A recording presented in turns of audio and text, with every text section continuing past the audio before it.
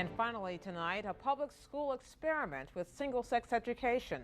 Our special correspondent for education, John Merrow, has the story. Bailey Bridge Middle School, grades 6 through 8, with more than 1,600 students, was like most other middle schools in the country until last August. A glitch in the school's computer system resulted in a random assignment of 98% girls to one section of the 6th grade and 98% boys to another, leaving 3 sections, or teams as they're known, co-ed. Teachers started flying in my office, flying down. I've got all boys in this first period. Principal Deborah Marks had just 3 days to decide what to do. Then Anita Saunders came into my office and she went, "Debbie, I've got all girls, except for this one little boy. What am I supposed to do with him?" I didn't sleep for 3 nights because I had to make a decision of fixing it. So I moved just those few. So you did the easy thing. Yes, but I did the right thing. Next term is rhyme. So began an experiment at Bailey Bridge Middle School. For the first time, 6th graders were offered single-sex classes in English, math, science, and social studies. I guess I was pretty apprehensive about it because I had no idea what it would be like, and I was never interested in being around all girls. Oh, my mom thought that if we were separated now, we might not learn to get along with boys as much when we get older. Most of my friends were in the all-girl team, but I still got friends that are in the boy team, but I wasn't very happy about it. Turns out there was no better time for the change. The education law known as No Child Left Behind includes a provision for single-sex education in public schools and authorizes money for schools willing to try it. The number one advantage of single-sex education for both girls and boys is that it enhances educational opportunity. Leonard Sachs, a psychologist, is founder and executive director of the National Association for Single-Sex Education. It allows girls to find out who they are, to pursue their interests in math and computer science. It allows boys who might be interested in art, music, drama, to pursue those interests. In co-ed schools, girls and boys are funneled into gender stereotypes. In single-sex schools, you break down gender stereotypes, you enhance educational opportunity. Government has no business segregating by sexes and engaging in invidious discrimination. Lenora Lapidus is an attorney for the ACLU.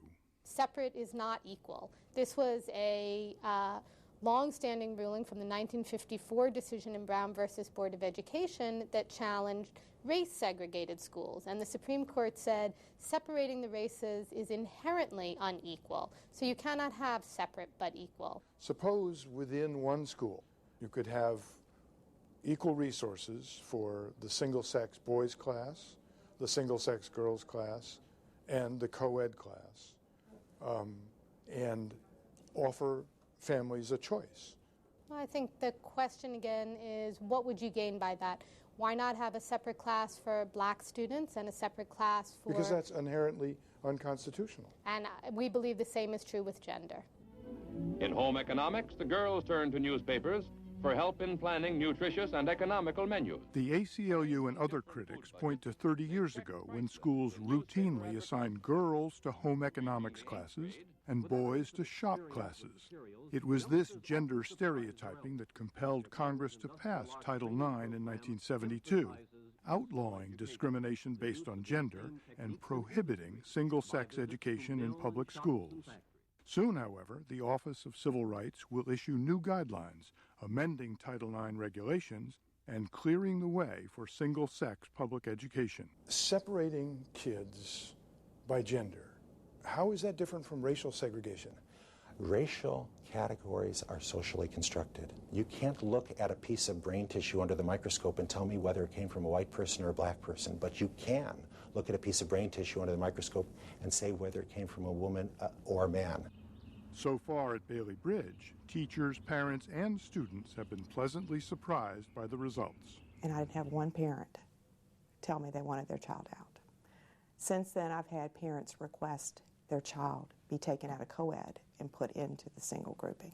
I thought, wow, this is kind of a nice little taste of both worlds. He's almost like in his own little private school there with an all-boy team. I didn't really realize the full aspect of what it would do for my child, but I absolutely love it.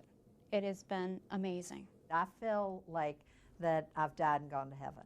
All right, let's go over to the... Nita Saunders taught co-ed classes for 34 years. This year, she's teaching only girls.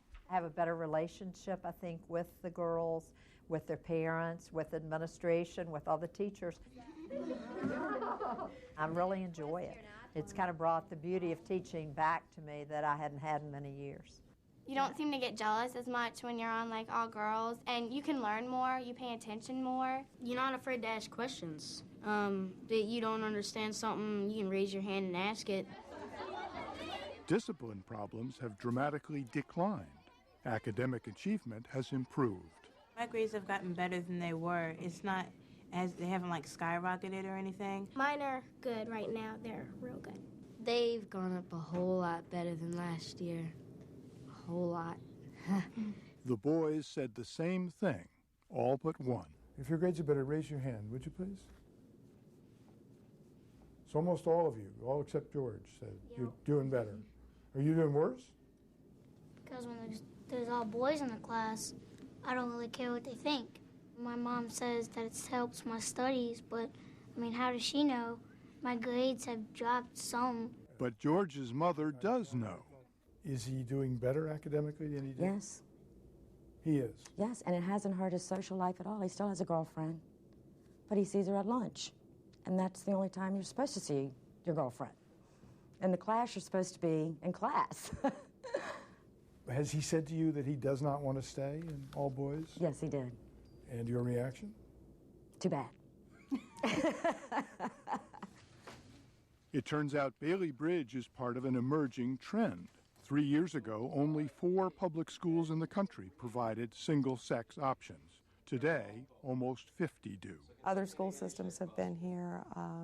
Colleges and universities are sending graduate students to come, and they're writing papers in the master's programs and then doctoral programs about this. It's a big topic right now. However, this attention has not persuaded critics.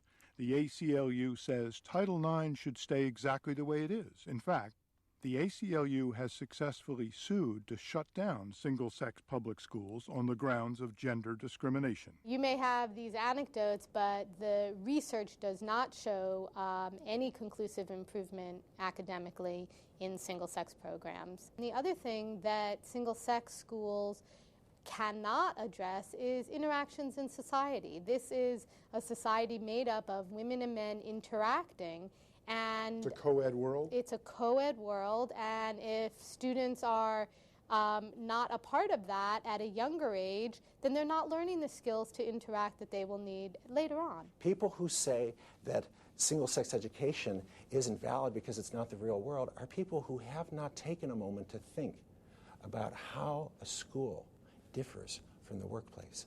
School is not the workplace. It should not be the workplace. It should differ from the workplace in just the same way that the soldier's training ground differs from the battleground. And right now the problem with our schools is that they're too much like the real world in the sense that you're referring to, and the result is just like in the real world. Some boys are failing, some girls are failing, they're dropping out, they're being lost. For now, Deborah Mark's problem is not the law as much as it is logistics. More than 50% of this year's 6th graders want to remain in single-sex classrooms next year. Deborah Mark's rebel? No. Deborah Mark's risk taker. Deborah Mark's believer in children and doing things for them so that they will succeed. Unorthodox, maybe. Unorthodox in the way that you go about doing things for children. Some children can't fit in a regular structured day. And you have to fit the day to the child so that they can succeed. And if single gender grouping for some children will make them the leaders of tomorrow, I'm all for it. All for it. Bailey Bridge Middle School is hoping to receive a grant of $28,000 from the National Science Foundation to study single-sex classrooms. When the U.S. Department of Education releases the new regulations, we'll find out whether single-sex education is just another fad or an important new direction in education.